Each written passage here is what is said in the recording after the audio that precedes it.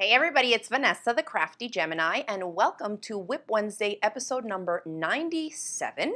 I have quite a few things to chat about today, and we'll share some tips and talk about a bunch of different projects and what we have coming up. So let's just double check that y'all can see me and hear me just fine. I'm coming to you from my home crafting studio here in North Central Florida, where it is super hot and muggy as is usual for Florida summers. All right, I see Lisa is in the house from Columbia, Missouri. Hey, Lisa. Hi, Sue, tuning in from Illinois. We got Paula in the house from Ontario. Awesome. Okay, great. It looks like y'all are here. A bunch of y'all are here. Hi, Margie. Thanks for tuning in. Hey, Tracy. All right, awesome. Okay, good.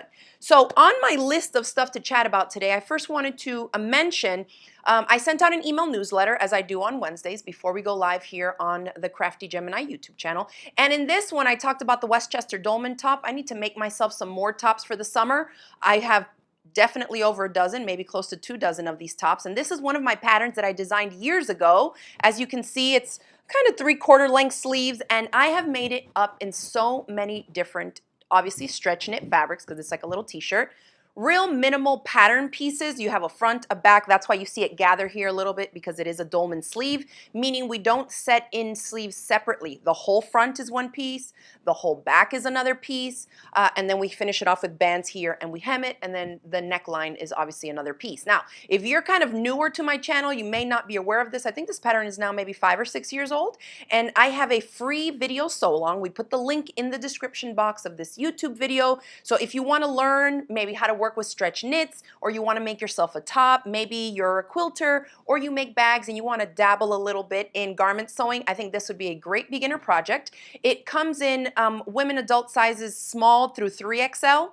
So it's not a huge size range, but for a free pattern, I think it's pretty good. You can download the free PDF pattern and put the pages together yourself, or we also sell a large scale print sheet in our online shop. So anytime you just do a quick search on my site for Westchester Dolman top, you'll see all the stuff that we offer for this pattern pop up. And then of course I have free step-by-step video lessons walking you through how to make the top. So I'm going to be working on some more, but I thought today I would put one on and kind of show y'all the top in case some of you are interested in dabbling in this. I know a lot of you, if you're my returning students, you probably have made close to a dozen or 24 of these as well over the years.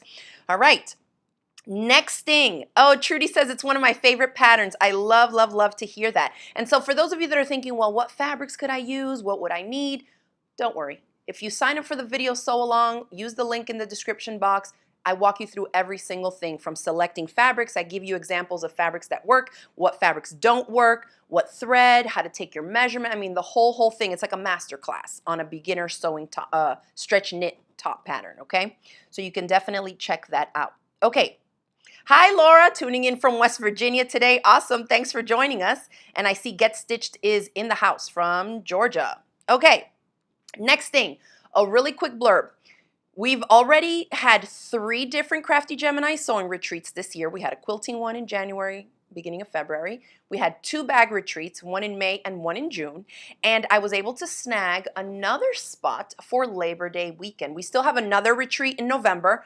But we have snagged a spot for Labor Day weekend's bag sewing retreat. So we're going to pick different bags. I know some of you that have come to the May or June retreat are interested in coming to this new one. And so we'll definitely be making different bags so people don't repeat any of the projects. But if you're interested, a lot of you I know whenever I share videos and pictures of my retreats, everybody's like, when's the next one? How do I sign up? First of all, you need to be signed up for the Crafty Gemini newsletter list, and you can do that by just going to craftygemini.com, and you'll see it right there. You put in your email, and that'll add you to it.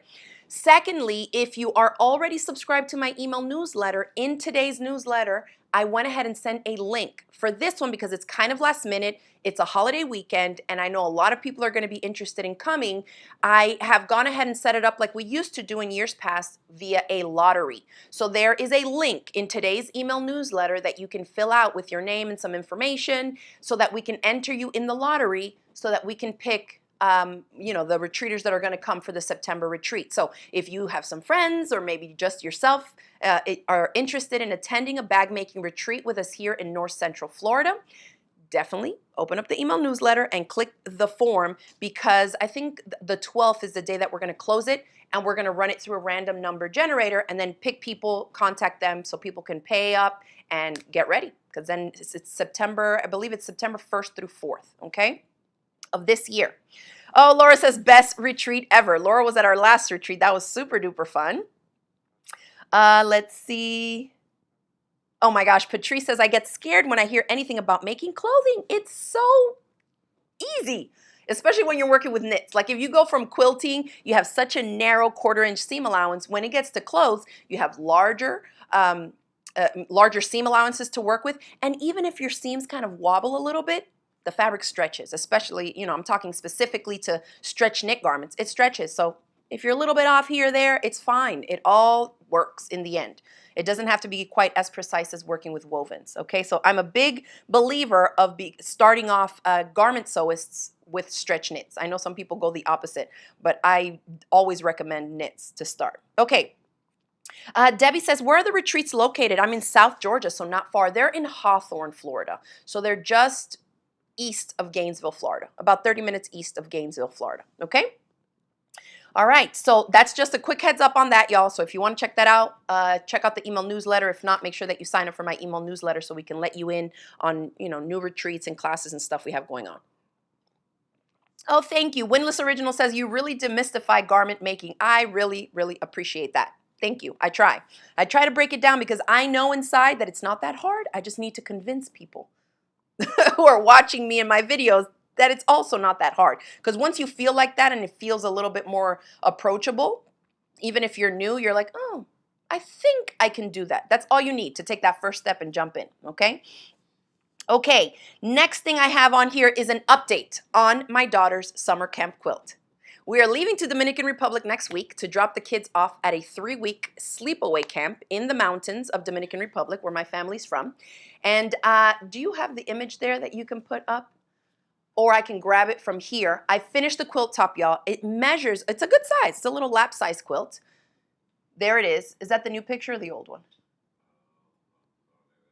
That's okay. I changed around some of the blocks. I'm just going to hold it up a little so y'all see. But it measures 54 by 72. It's a good lap size quilt.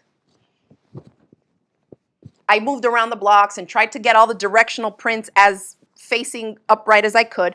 All the tigers are facing correct. You know, like they read top to bottom. The gators, I think I have 2 triangles in here where the little gators in the swamp are sideways, but that was it. The rest of the gators are all upright. And based on the number of chunks that I had, you know, to work with from these fabrics, I think I did a pretty good job making it work. So for those of you that are tuning in new, I've been working on this quilt for my daughter for summer camp. She needs a lightweight quilt, so I'll be using definitely Quilter's Dream Request, which is the thinnest loft, and we do sell them. I think we mostly only have maybe the craft size or the crib size ones left in the shop, but y'all can do a search for that. Just type in batting when you go to craftygemini.com/shop, and whatever Quilter's Dream batting we have there will pop right up. It's a really, really thin loft. So next up, now that the quilt top is done, the next thing I need to do is clear off the project I have on the long arm so I can throw it on there and get it quilted and bound before we leave next week. The binding will be super easy though, because you probably guessed it.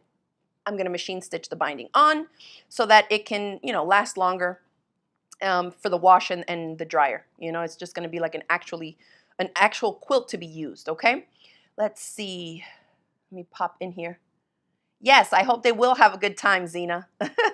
They're going to get to spend their summer where I spent all my childhood summer, so that'll be fun, at least in the area. I didn't get to go to a camp, but I went to grandparent camp in my grandparents' house. Okay. Oh, Debbie says, LOL, gators on a quilt? You definitely live in Florida, for sure. You know, we got gators here. We love our gators. All right. So that is what I was, or what I finished piecing this week. And then let's put the over-the-shoulder camera shot here just so I can touch on the project a little bit in case we have any new people that are tuning in that don't know where I got the pattern from. So my daughter chose those fabrics from our stash. And actually, we do have some of those fabrics in our online shop.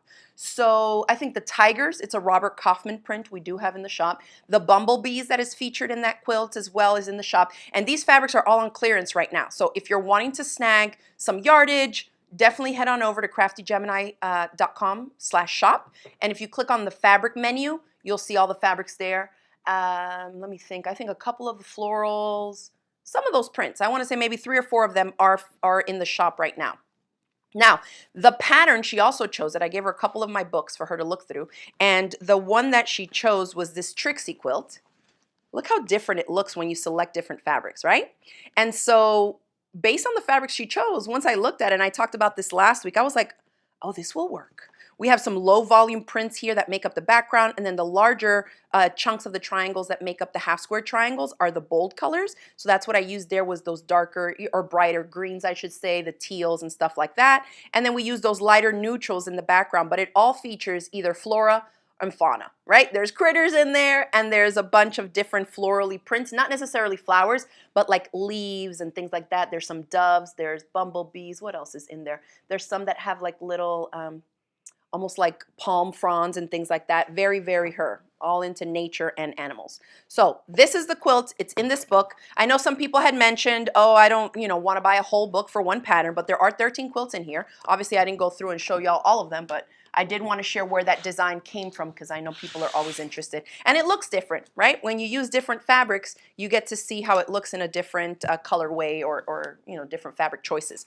And so the designer is Gudrun. She's originally from Iceland, but now she lives here in the US, and she is the designer of the Stripology ruler. So that's what these books are based on, but you can make them without the ruler. So if you want to check it out and you have regular quilting rulers, you can make the projects. But for those that are interested in the Stripology ruler, this we also have linked in the description box below. It's basically an acrylic ruler that has slits inside. You don't want to pull on these too much because you can snap the plastic real easily. But the idea is, and I think I did a little demo last week, is that the rotary cutter blade falls inside there and allows you to make really straight cuts, okay? So just a couple things to kind of bring to the forefront if anybody's interested in that kind of stuff. Let's see. Oh, I see a bunch of y'all are on here commenting. Susan says, are you making one for your son too? So the idea was maybe I could fit one in, but we're down to the wire now, Susan. So he's going to have to take one from the closet. I don't think we're going to have time to make him another one, especially since I have a bunch of other stuff to do. I have new classes, new tutorials in the works, and then of course we have to pack them all their stuff, go through the long checklist, label all their items. It's a whole thing, and it's ×2 because there's 2 kids going. Okay, hi April. Oh, she says she's at a crafting retreat. I hope you're having fun and making some cool stuff. Okay, all right. Hey Jamie, thanks for tuning in.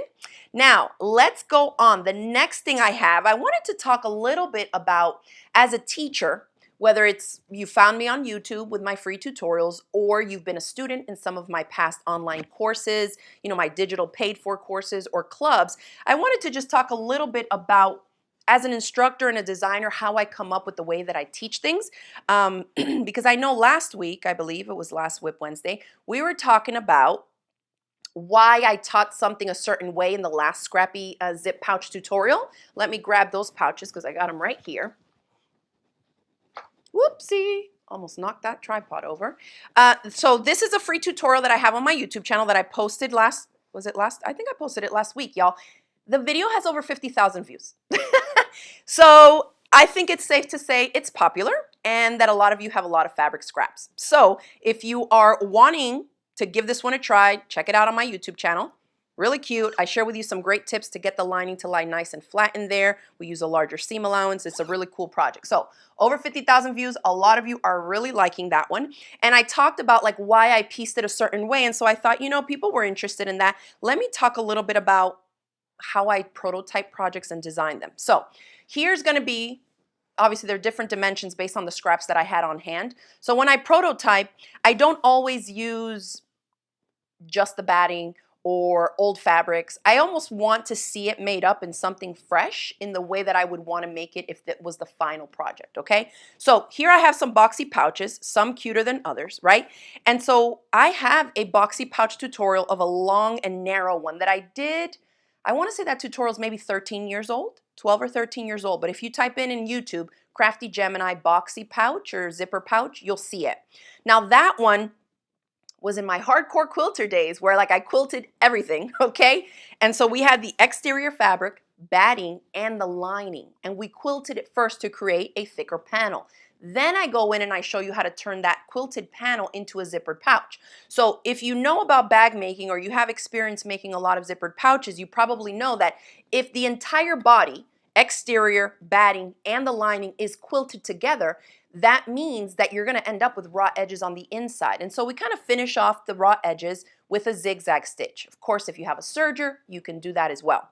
Well, what I wanted to do for this next pouch tutorial is to make something that would allow you to have a finished lining on the inside, but also yield you no raw edges, okay? So I kind of go into it with that idea, like how can I teach a new technique in a cutesy, still small project that some maybe beginner sewist or less experienced sewist will still be able to make a successfully finished project while learning new skills and techniques that then you can maybe carry over into more complex projects, okay? So the boxy pouch, oh, Boricua Sewing and Craft says, I love that boxy pouch, but I can never get the corners right. So you're going to want to definitely check out my tutorial when I post it, because I'm going to share with you a lot of different tips. Now, I came up with like one of these first ones. I think it was maybe this one was the first one.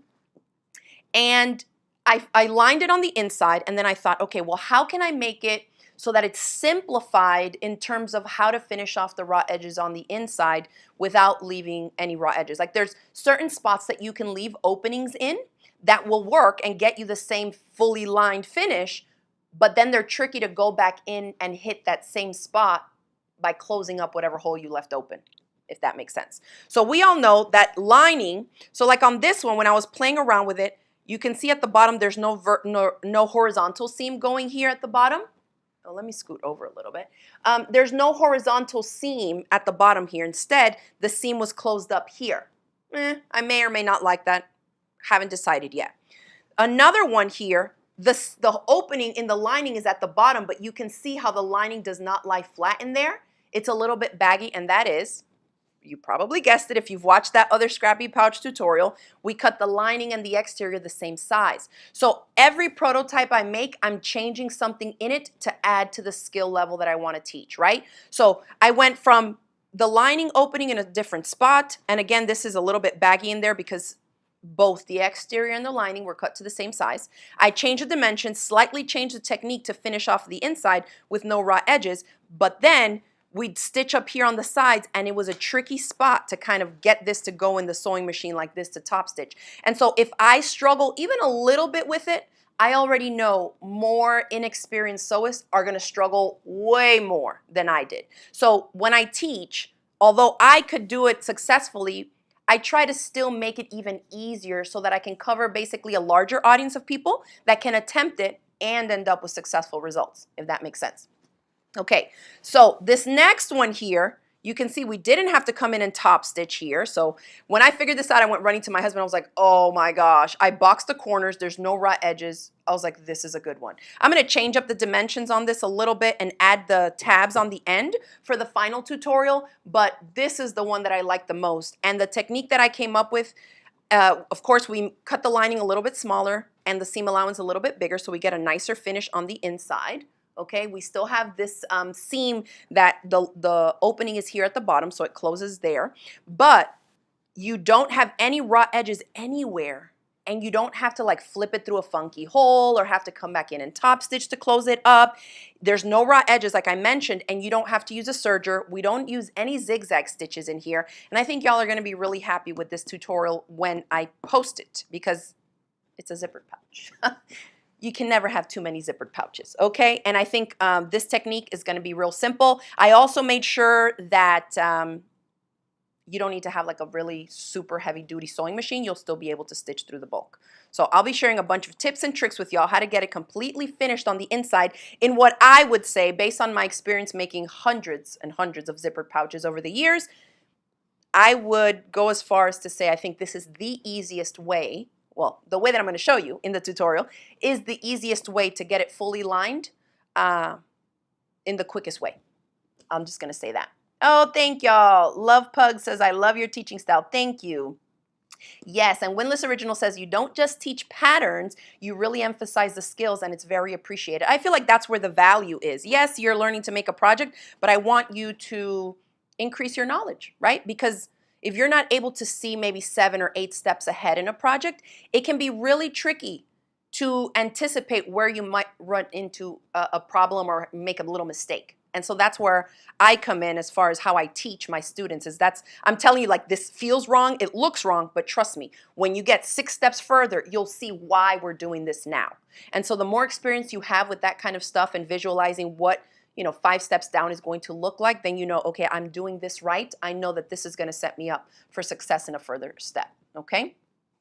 All right. Yes, Windless Original says such a fun shape. Thank you. Okay, so that I just wanted to talk a little bit about that so that y'all see, like, I do go through, I make the projects multiple times, I tweak and I change things here. I might even change the dimensions if I find that making it a little bit taller or a little bit wider will make it easier for some of y'all to get that zipper in straight or get it draped over your machine if there's a certain spot that you need to stitch on. The top stitching on this is going to be super easy. I always have you start with a longer zipper than you need so you have more room to work with. So there's, some beginner things that we're going to be touching on. And then, of course, we'll add the tabs to the side. I just didn't feel like doing it because these were prototypes, but it's okay. The fabrics are still cute. And really, at the end of the day, they're still all usable.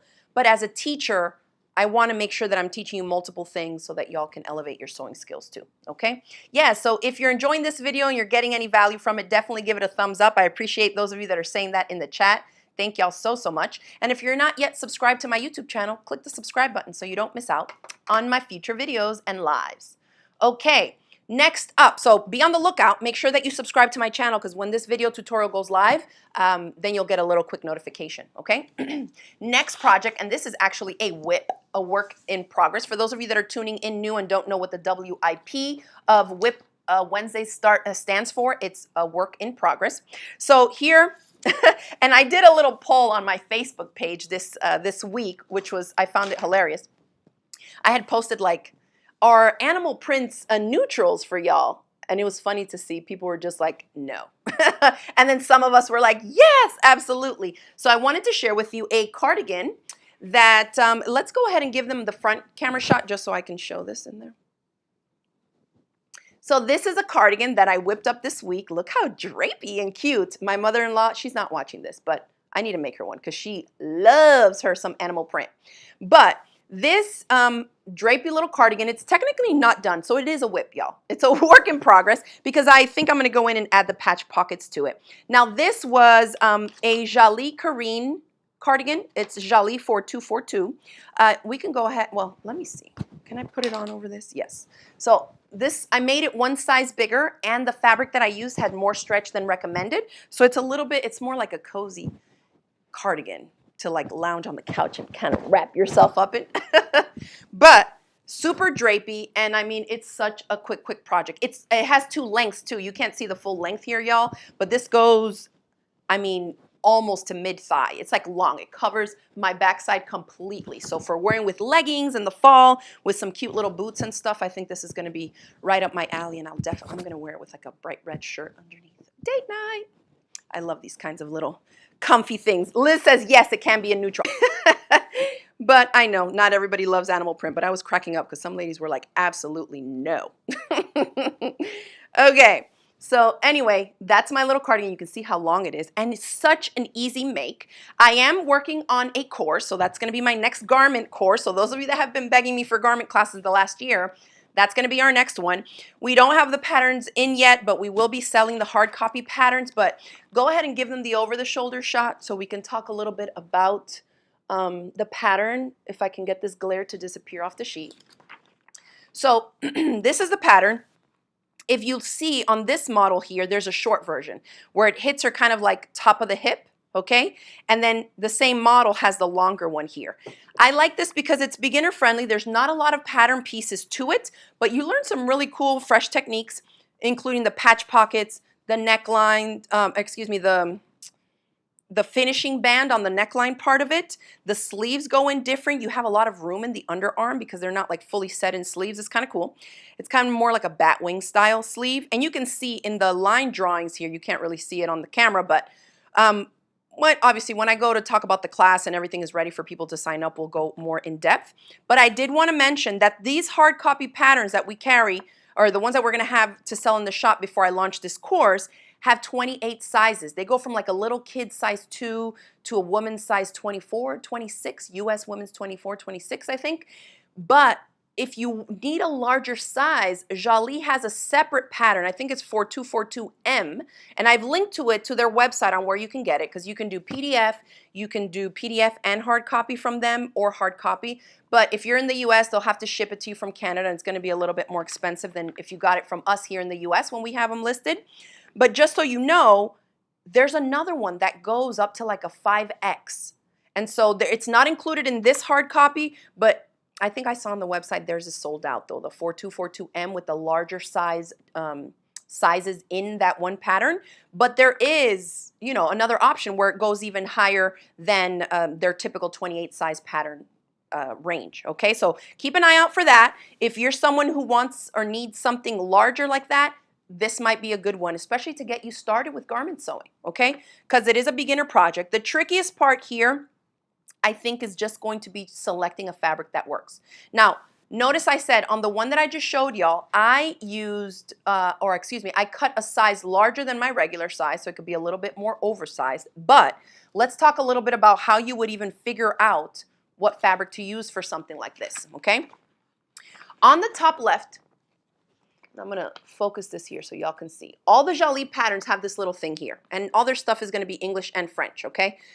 It says for stretch knits, and they have a percentage going this way and this way telling you for lengthwise and crosswise grain, the fabric that you're selecting for this pattern needs to have at least a 30% stretch in both directions, okay? And that's just the minimum. So let me walk y'all through how you can choose, whether you have fabric in your stash or you go to a physical fabric store and you see a print you like and then you're like, ooh, does that have that 30% stretch? Here is how you would do it. And I'm glad Kathy's asking this question. I'm going to answer it real quick. She says, do you need a serger or can you do it on a regular sewing machine? Either or, you can do it both. So that's one thing I love about Jalie patterns too, is that they give you instructions on how to sew their knit patterns with a zigzag stitch, okay? And we carry, I mean, dozens and dozens of their patterns. So if this is new to you and you think you want to do a little bit of research and check out the other patterns that they have, I've taught courses on a bunch of them. We sell patterns in our shop also, so craftygemini.com/shop. You can click on hard copy patterns. We have a menu just on all the hard copy patterns. I mean, you're going to be scrolling for pages and they're like Jalie, Jalie, Jalie, all tons of patterns, okay? For men, women, swimwear, activewear, all kinds of stuff. So you can check them out. And I'll give y'all a heads up. The prices have gone up again. I haven't yet had a chance to update them on our site. So if you are thinking of getting some sewing patterns, you might want to snag them this week before my team gets around to updating all the prices, because they have gone up twice, I think, in the last year, and I haven't yet had a chance to increase them. So they're on a heck of a sale currently. So just know that. Okay, you can sew it on a regular sewing machine. That one, because I was whipping up a sample for me while I take notes to see, you know, where I want to focus on certain things for teaching it as an online course, I whipped it up on my serger, which was even easier, but you can just do it with a zigzag stitch. And it will turn out just fine. And you know, I share all the tips. What I usually do also is when I teach an online course with stretch knits, I go through the course and we do every single step as if everybody's making it with just a sewing machine. And then at the end, I will add bonus videos for those of you that do have sergers and maybe cover stitch machines as well, on what you would need to do and where you would use the machines, you know, for those certain things. And so those are bonus videos. And that way I cover everybody, whether you just have a sewing machine with zigzag capability or you also have, you know, a serger and or a cover stitch, you'll have that content available to you. All right. Yes, Amanda says, I love the Jalie patterns. I have several. Yes. So Catherine's asking, which one did you make? I made... I don't have the views here, but I made the longer version with no buttons and no pockets as of right now. The patch pockets can obviously be added on afterwards. And so I'm not going to do the buttons on this one, I think, and I'll do the pockets. But obviously when I teach the course, I will share with y'all, you know, how you would do the buttonholes and install the pockets and the buttons, okay? So, yeah.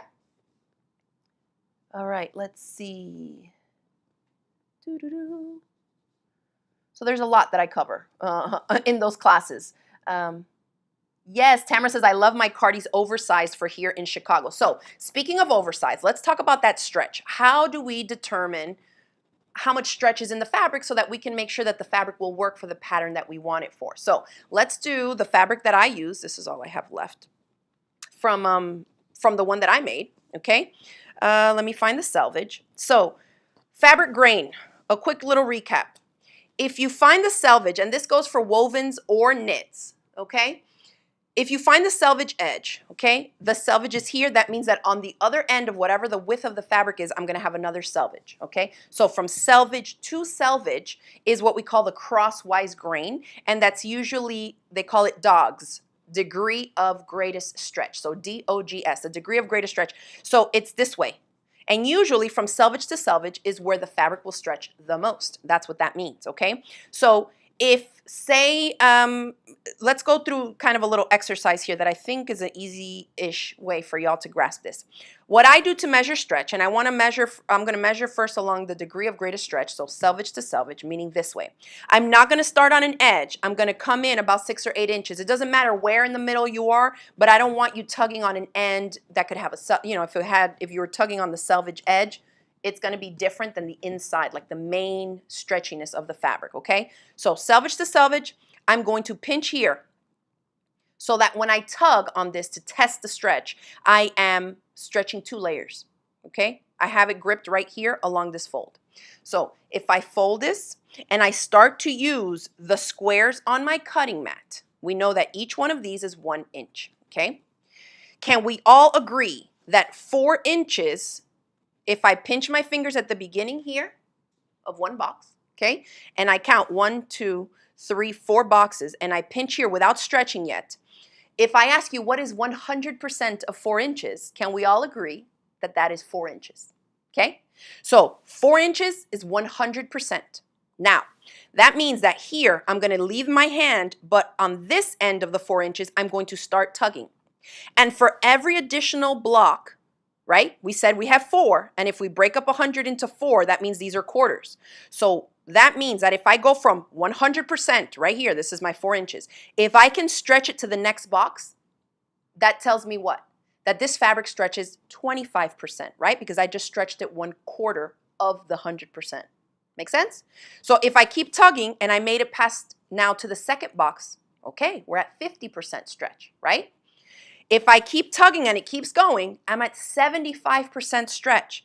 And if I can keep pulling, I can go to 100. So notice, if I let it go, it's going to pull itself right back because it has spandex in it. Not all stretch knits are going to do that. If it doesn't have that bounce back, if it doesn't have the elastane or the spandex in it, it's not going to bounce back. And so if it's a garment that you need to stretch and bounce back, you don't want it to just overstretch out on you. You want to make sure that there's some type of a spandex content in there. So again, 4 inches, that's 100%. However many 1-inch squares you can stretch it past its original length is telling you what percentage of stretch. So notice, we said that this pattern calls for 30% stretch in both directions, right? So one direction, I only needed 30% and I have 100. Okay, that's more than 3 times the amount of stretch. That already tells me if I'm cutting it at my size, it's still going to fit bigger. Make sense? Because you have that much more room in there for the fabric to hang, to stretch out and everything. Okay, so now that's crosswise grain. If we check the lengthwise grain, then you would have the selvage at the top. Okay, selvage here, and now I'm going to pinch same way, but instead of going perpendicular to the selvage, I'm going parallel to the selvage. Does that make sense? Let me lighten this up because it's dark a little from the dark print. So if my selvage is here, I'm going to pinch in here. Again, I'm just folding it back so that I'm only working with the bit that I folded. Okay, I'm going to grab 4 inches again, here and here. And I just do 4 inches because it's easy. We know how to work in quarters. We can calculate it easily in our minds. So if I have 100% here, notice, remember I said the last way that we checked it, it went all the way to 100% stretch, and that is the degree of greatest stretch. Running selvage to selvage, it's going to be the stretchiest. So I already know in this direction, it's likely to be less stretchy, but let's find out if it at least hits the minimum 30%, okay? So we're here at the 4 inches, and I'm going to start stretching. And I reach the first box, which tells me 25% stretch, and I can go a little bit over, which is about 30%. So in the tightest direction or grain line, right, the one with the least amount of stretch, I still have that minimum 30. In the other direction, I have way more than I need. So can I use it? Yes. If I wanted it to fit me closer to the body, I could probably size down. Make sense? So you want to be checking these things before you select your fabrics, especially if it's a fabric you love. You don't want to start hacking into it and wreck it and be like, oh no, I didn't realize that it was going to end up shorter because the lengthwise grain was less stretched than the pattern called for. There's a lot of things that go in there, but obviously when I'm teaching beginners, I just want you to get the basics down so that you can then feel a little bit more confident to get experience tackling these projects, okay? Lynette says, how do you know if you stretch too far? Does the fabric bubble or get distorted? So it depends. If the fabric has some type of spandex in it, it just bounces back. You know, you can steam it up if it's like really wobbled out of place. If it doesn't have any spandex, forget about it. You'll like stretch it and it will stay there. And I feel like in the videos for the Westchester Dolman top, I think I probably shared an example of something like that. But I mean, you can just grab the fabric along the crosswise grain and just go like this. Like you kind of tug it and it goes right back. Like it just bling. It's like more springy, I would say. If you went but and it just stayed there, like you sat it down and it would be like all like stretched out, you probably don't want that. Like if you've ever had maybe knit pants that you wear and as you walk throughout the day, then like it bags out like at the knees because your knees are like stretching it every time you walk, you know what I'm talking about. Like woven fabrics will do that, like cotton, because it doesn't have that bounce back in the with the elastic or the spandex content. Okay. Dorothy's asking, if you buy fabric online, how do you know the stretch? Well, that's going to depend on the quality of the shop that you're buying the fabric from. Sometimes, or if it's, you know, a decent source, they should have some type of stretch content information in the description. Okay, so it will either tell you, you know, 100% stretch, four-way. Sometimes they'll put something basic like two-way stretch or four-way stretch, which can be confusing because notice we had the other print, we stretched 100% and then 30% in the other direction. So some of them will go like 40% and then like 10%. And so those, they'll call it two-way stretch, when really to me that means four-way stretch. I don't know. They use different terminologies. The best way really is to get your hands on it or to have a site that actually somebody goes through, they go stretch and they put how much and they stretch and they put how much, right? Even if it's an estimate, if they tell you about 40% in both directions, then you have a good idea, okay? So let's do this print real quick and then we're gonna do a cotton spandex so that we can go over it, okay? So again, I'm looking for my selvage. Here's my selvage edge. Okay, I know that parallel to the selvage is going to be lengthwise grain, so it's not going to stretch that much. Let's see what kind we have here. Let me just grab it from here. Okay, I have my 4 inches. I'm going to start tugging 25% and a little bit more. That's 30. So I have about 30% stretch in that direction. Now let's go the degree of greatest stretch. Well, I can do it this way. I just want to be looking at the pretty print. It don't matter. So if my selvage is here, now I'm going to pull along this way, perpendicular. So let me pinch here. Again, I just lay it flat without stretching it to pick up the first 4 because that's the original 100% I'm starting with. Okay, so this, how much can we stretch it? 25, 50, 75, 100, and even more. I could probably go 115 with this one. Okay, so again, these types of sweater knits, and I think these ones are called, they would be considered like hachi or achi sweater knits. They're like more open, drapey. They don't really hold creases. They work really great for like loosey kind of sweaters, cardigans, even dresses. So these are just from my stash. I don't carry these. These are just, I collected them online because I like them. All right, so let's do something that is very easily available. Every time we do like a stretch knit class, I usually have different prints for sale. And actually this floral print is a Robert Kaufman spandex. This is the top that I'm wearing here, the Westchester Dolman top. Again, free sew along, link is below. The pattern is free PDF and I walk you through how to make it. This one is a Robert Kaufman print that's 95% cotton and 5% spandex. Some people want only cotton and they say like they don't want any polyester. I need some spandex in there if I want it to bounce back. It's mostly cotton, right? We said 95. Sometimes you'll find ones that are 96% cotton, but that 4 or 5% of the spandex is what's allowing it to stay on your body without like the shoulders bagging out, the bust area here, anything that's protruding out, any type of curves that is stretching the fabric out, it's gonna bag out. You're not gonna be happy wearing a shirt like that that doesn't have any spandex to bring the bounce back in, that stretch return, okay? Let's see. Nancy's asking about the ease for the Jalie. So if you're talking about this Karine cardigan, they don't really talk ease. What they give you is the finished the finished measurements of the garment. So, I mean, I have tons of videos on this. I've taught it a bunch and everything. You can even look up on my YouTube channel how to measure your body measurements and pick the right pattern and all that. You want to look for the finished garment measurements in your sewing patterns. Because if you know that you have a 42-inch bust, but you want something that's at least 50 inches, okay, because you want a loose cardigan, then you're going to look under finished measurements and not worry so much about the size. You're going to look for, where does it say 50 inches is the finished garment, and that's the size you're going to want to make, right? Because if you want it to finish at 50 inches, that's the one you need to make. But people have a lot of like a mental struggle there too, like picking their size, even if they want it looser, but then they're like, I'm not that size, right? Because it's maybe 4 sizes bigger than you are, and then it's this whole thing. Body image is like a whole thing. But look at the finished measurements and work your way back from there to select your size. Okay, cotton spandex. This is a Timeless Treasures print. So this is 95% cotton, 5% spandex. Again, this is great for t-shirts, leggings. I mean, I make so much stuff. This is like a go-to stretch knit. Kind of cool, huh? These lightning rainbow zaps. Okay, selvage here, very easy to see. Perpendicular to the selvage, we're going to pinch and we're going to test. Right here, I got 4 inches. I'm going to stretch. 25, 50, 75, I would say 90% stretch. I can barely get to that 4th box. So about 90% stretch in one direction. That's dogs, right? Degree of greatest stretch. Crosswise grain, but perpendicular to the selvage. And then let's go parallel to the selvage edge. So let's pinch here. Same thing. Flat. Pinch my 4 inches.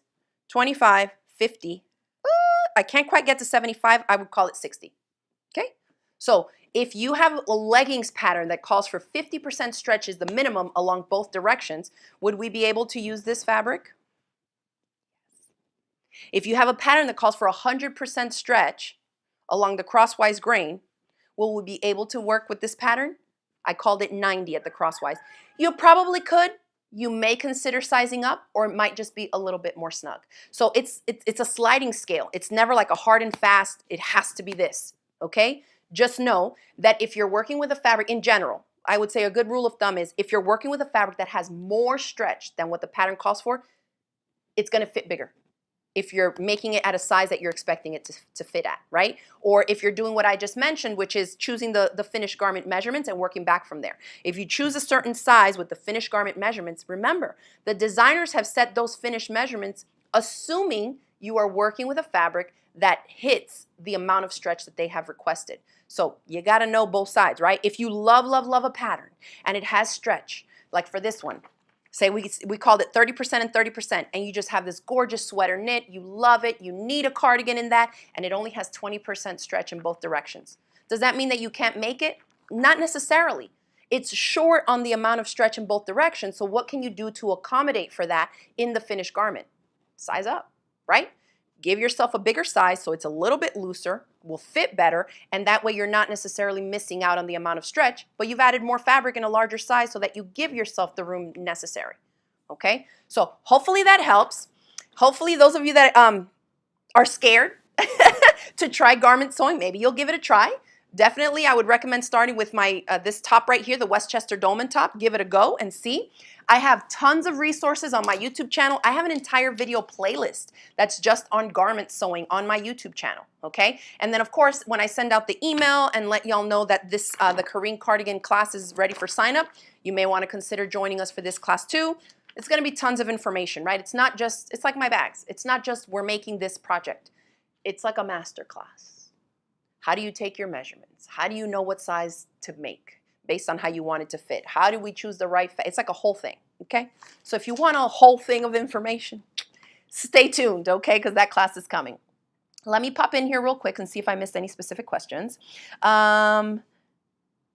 Lynette says, which way do you lay your pattern where the dogs are, where you have the most stretch? So it's definitely going to be in all the videos. I mean, whichever class I'm teaching, I show you exactly how to trace, how to cut out patterns, depending on, you know, whether it's hard copy or a PDF, how to lay it on the fabric. And the pattern pieces will have the line on it that will tell you you need to lay it on the fabric in this direction, the degree of greatest stretch. In general, though, if you're making a top, or a cardigan, anything that's going around here, you're usually going to want the degree of greatest stretch going this way on your body because the circumference, right?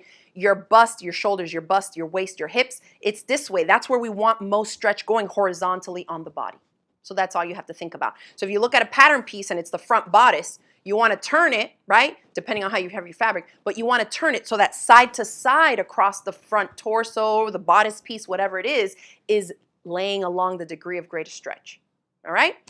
But I have tons of videos. Yep. Glenda says, the Westchester is no longer part of my classes. Is it she state? No, I don't know what that means. But if it's no longer a part of your classes, just click the link in the description box below and you can add it right back. It's free. So you can just sign up for what I call a sew along, and it'll add it right back into your account. Okay? Oh, thank you, Margie. She says, great info. Your garment video courses are amazing. I know a lot of you that have never sewn and they're like making pajama sets. I have tons of classes on tank tops, on raglans, on dresses with pockets. We've done so many Jalie classes, y'all. Woven tops, stretch knit tops, pajamas, leggings. I mean, there's tons. So if you're new here and you just come to catch, YouTube content or the Facebook stuff, check out our website because we have a lot of stuff there, different classes. I mean, over 100 courses that you could sign up for. Okay, and that's at craftygemini.com. Yes, Patrice says, you convinced me. I'm going to have to try making the top. You can do it, Patrice. Go for it. All right, let's see. Oh, yeah, so Glenda's asking about the Westchester Dolman top. Where can I find the video in PDF? Yeah, so there's a link in the description box below. We'll put it in the chat. It's just the Westchester sew-along, Westchester Dolman top sew-along, and all the stuff will be there. You basically add it. It'll send you an email with a link, and you just click on it, and you'll be enrolled for free, okay? All right, so check that out. Thank y'all for tuning in this week.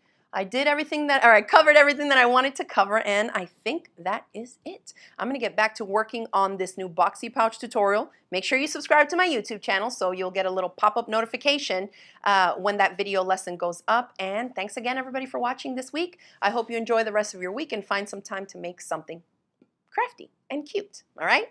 Bye, everybody.